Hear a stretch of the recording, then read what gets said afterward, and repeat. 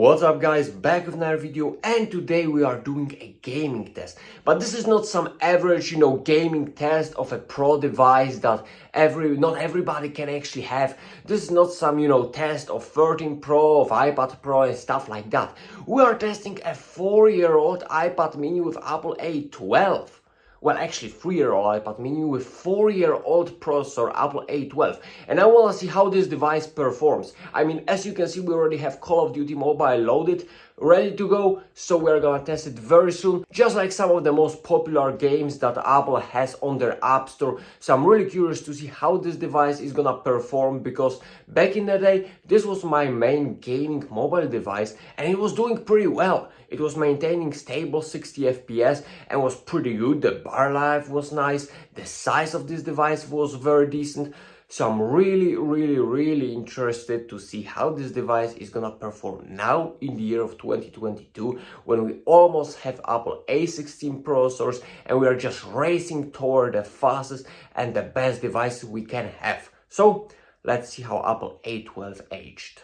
Alright, so we finally arrived to Call of Duty Mobile. As you can see, we have pretty much the best settings when it comes to overall gaming experience. Highest possible FPS we can have on this device. I mean, the graphics as well as are as high as they can actually go, with the maximum frame rate we can have, and that is always our goal. So without my unnecessary talking, let's just get into the game and see how actually it performs when it comes to the day-to-day gameplay.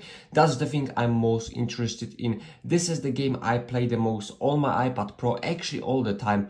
I really enjoyed, and I'm really curious to see how this device can handle Call of Duty Mobile.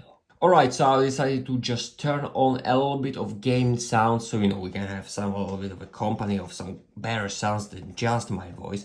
But as you can see, there's no problem. That's immediately what you see as a player when you're, playing the match, is that frame rate seems to be really nice, very stable, 60 FPS, just as it was, just as I always remembered. And wow, my skills are not the best when it comes to gaming, commenting, and operating the camera. But when it comes to the game, look at that, the graphics look pretty decent for the mobile game. The device hasn't even had the time to heat up too much, but it's pretty decent actually, no problem when it comes to that. The only problem, as I said, is my gameplay, which is not really great when it comes to commenting and actually gaming. But when it comes to the performance of the game, when it comes to the responsiveness, I think that for a 4-year-old processor, this device is performing pretty decently. And again, this is just the way I remember that. So yeah, no complaints when it comes to Call of Duty Mobile. And I think now it's time for me to actually provide you some quality gameplay. So I'm gonna stay quiet for a while and give you some nice highlights of this game. Contact with enemy. Hostile predators. UAV spotted. Enemy contact. Enemy in sight. Contact with enemy. Need backup. Target in sight. Enemy. Need backup.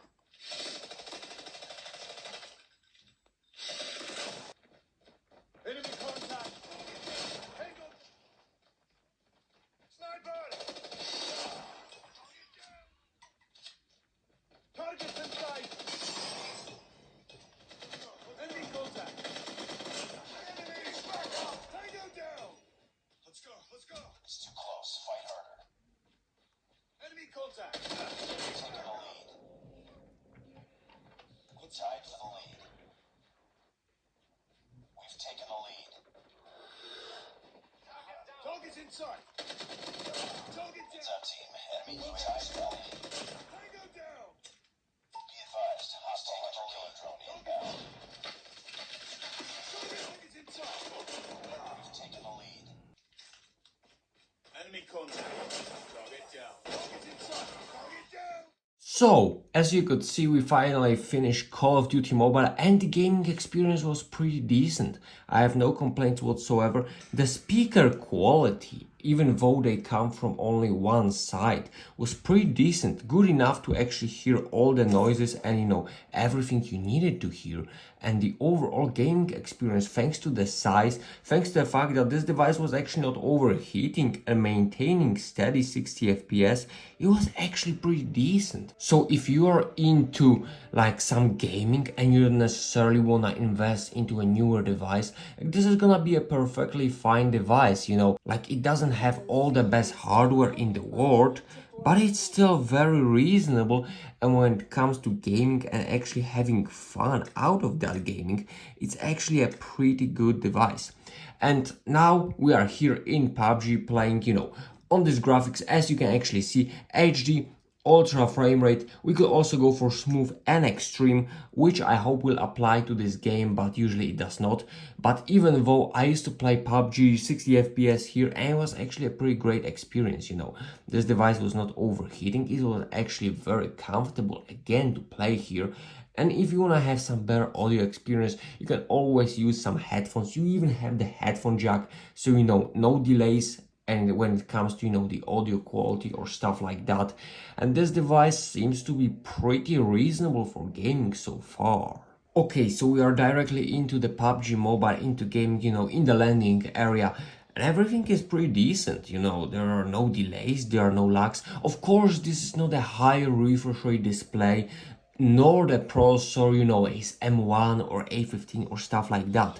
So you're not gonna have the perfect timing and reaction with this device as you would have, for example, with iPad Pro. This is obvious. This doesn't have to be stated. But hey, this is an older device with older processor for a very cheap price. And if you actually want a game on it, like look at this. This is like perfectly playable, no problems, no lags, no delays whatsoever. And yes, PUBG Mobile is not my game, I don't really play it, but hey, when it comes to the frame rate, when it comes to the overall comfort of the game, quality of the speaker, even though, as I said, they come only from one side, and the overall experience of the game, this is pretty decent. The display looks pretty good. The overall size of this device and the battery life makes it very decent. There is no overheating in games like that, So I would say this is a pretty good device for gaming, and I would love to see this one in Genshin Mobile. And if you wanna see that too, you may comment that, and I'll gladly make a part 2.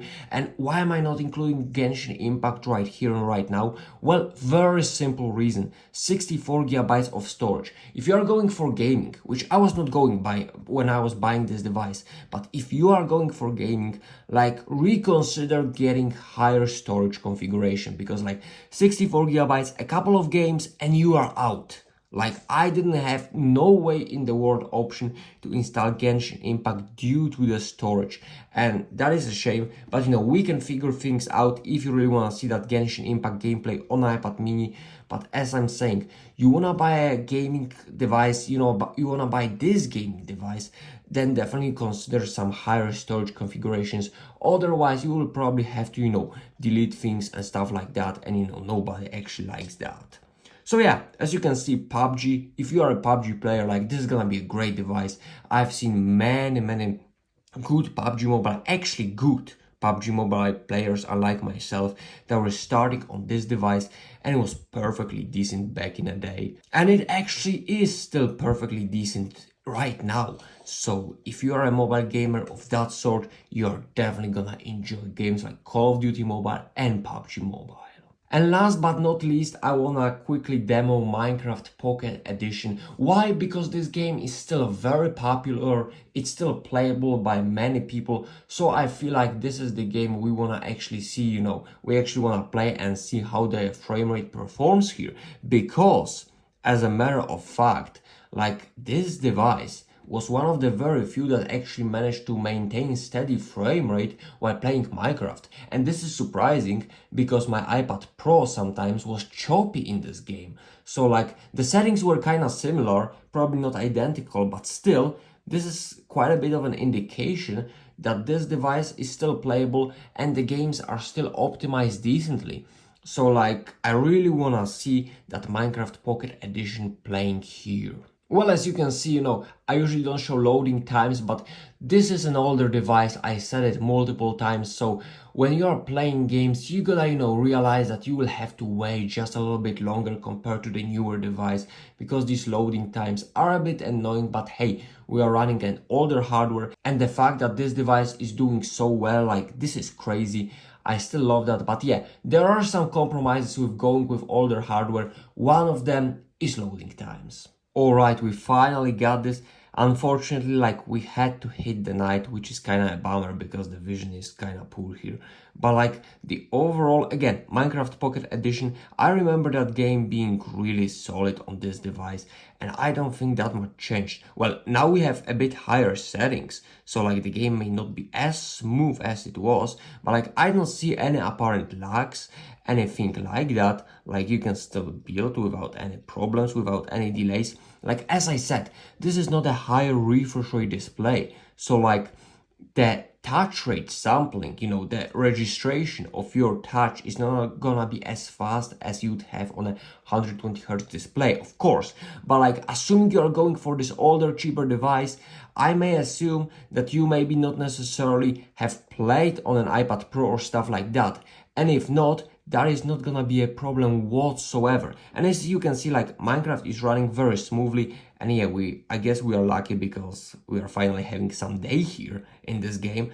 And yeah, look at that. I mean, not many apparent problems. The game is stable, smooth. Like, it's not perfectly smooth. There are some occasional small chops, but like, no problems. We are generating quite a bit of distance. I remember choosing that in settings, and like, this device is playing it very decently. So if you're into Minecraft, if you're into, games like that, again, you're gonna have no problems when it comes to any sort of casual gaming. I'm trying really to like this device, move as much as possible, build as much if I can, turn around in order to generate as many, objects as possible. But like, it's no problem. The overall experience is just smooth, and like, no matter what you are actually doing, this is gonna be pretty good. And that's the general rule of this device in any sort of gaming.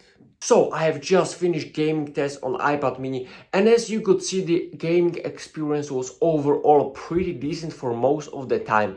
The experience, the smoothness was not always ideal, the responsiveness was not as fast as on a higher end products, but hey, for a 4-year-old processor and for a device that's now this cheap as iPad mini is, this was actually pretty decent. We haven't lost much of the battery, actually barely. I still maintain pretty decent battery capacity on this device, and it's not draining fast. It still maintains pretty decent, usage time when it comes to gaming, when it comes to using this device, and the performance is still pretty acceptable. Will I recommend it for some hardcore competitive gaming? Probably not. In that way, you just gotta invest in something better.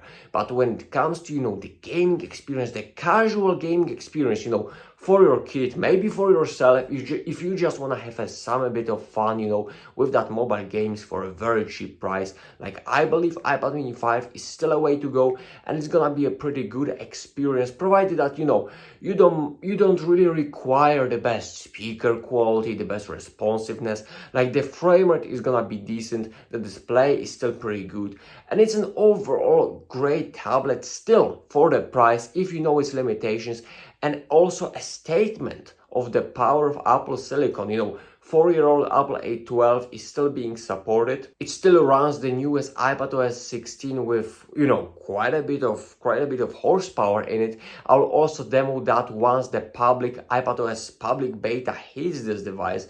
I'll gladly, showcase that this device is still pretty capable. As I said, 60Hz display, it's not as smooth as it was, it's not as responsive as the newer devices, but it's still a pretty good experience.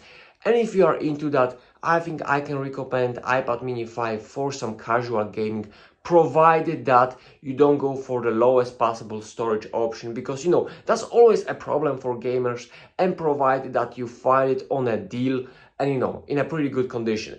the price with this device is just a main factor. You cannot get this for too expensive because it's not gonna be worth it. Like, you gotta buy it for a proper price, and then this is gonna be a pretty good gaming device. So I hope you did enjoy. If you did, I would really appreciate if you smash the like button, smash the subscribe button.